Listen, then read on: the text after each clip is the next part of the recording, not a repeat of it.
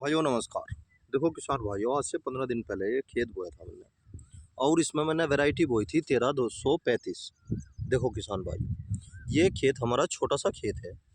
ये 2.5 बीघे का खेत है किसान भाइयों। इसीलिए इस खेत में जो है ये हमने मोल खरीदा था कभी पहले, और रास्ते की प्रॉब्लम थी। रास्ते के सोल्यूशन के लिए हमने ये ज़मीन खरीद ली थी उस टाइम पे। देखो किसान भाइयों, यहाँ पे जो है पानी की व्यवस्था जो है पाइपलाइन द्वारा है, वो भी थोड़ा सा अलग है। इसीलिए ज़्यादा स्प्रे ना करनी पड़े, और थोड़ी इन सारी बातों को देखते हुए तो ये खेत जो है पानी की व्यवस्था से कुछ अलग हटके है। तो इसीलिए किसान भाइयों मैंने इसमें 13-235 बो दिया। और देखो किसान भाइयों, पोवे भी निकल रहे, काफ़ी अच्छे जर्मिनेशन हो रहा। पड़ेगा वैसा बोया था, सूखे का नहीं बोया था।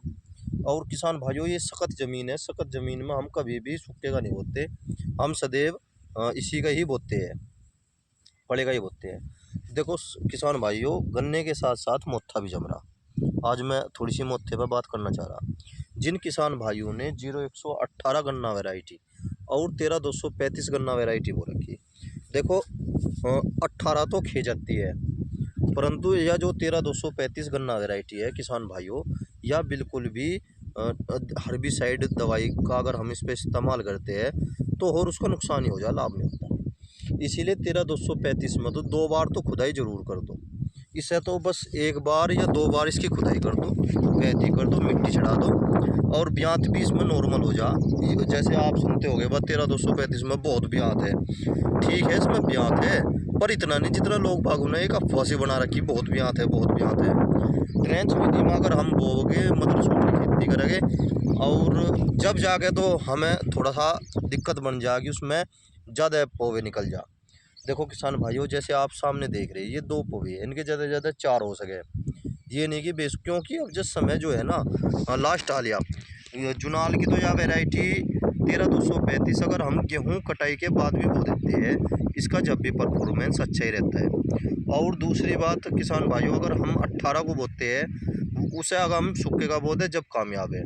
पर मैं अगर आपको सलाह देता हूँ किसान भाइयों, अगर हमें 13-235 की बुआई करनी, तो इसे जो है 28 इंच पे भी अगर हम बोते हैं, कोई दिक्कत नहीं है। यह वैरायटी ऐसी है, अगर हम इसमें नॉर्मल लागत और नॉर्मल मेहनत से भी अच्छी पैदावार ले सकते हैं।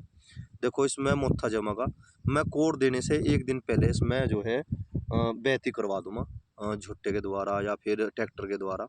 फिर दूसरे नंबर पे किसान भाइयों, मैं कोर पे से बेहती करवा के इसे अच्छी तरह खुदवाऊंगा, और खुदवा के फिर खुला छोड़ दूंगा कम से कम 15-20 दिन। मैं इसमें कुछ भी नहीं करूँगा किसान भाइयों। यही सबसे बड़ी विशेष बात है। हम खुदाई करवाने के 3-4 दिन बाद फिर पानी दे देते हैं। पानी नहीं देना चाहिए, उसे कुबाड़ को सूखने दो। जो भी मोथा होगा, जो भी अडरम शडरम होगा, उसे सूखने दो, और जब वो सूख जाए, जब जाके उस पर फिर दोबारा पानी देने की कोशिश करो। देखो किसान भाइयों, यह छोटी सी सलाह देनी थी मुझे अपने किसान भाइयों को। जय किसान।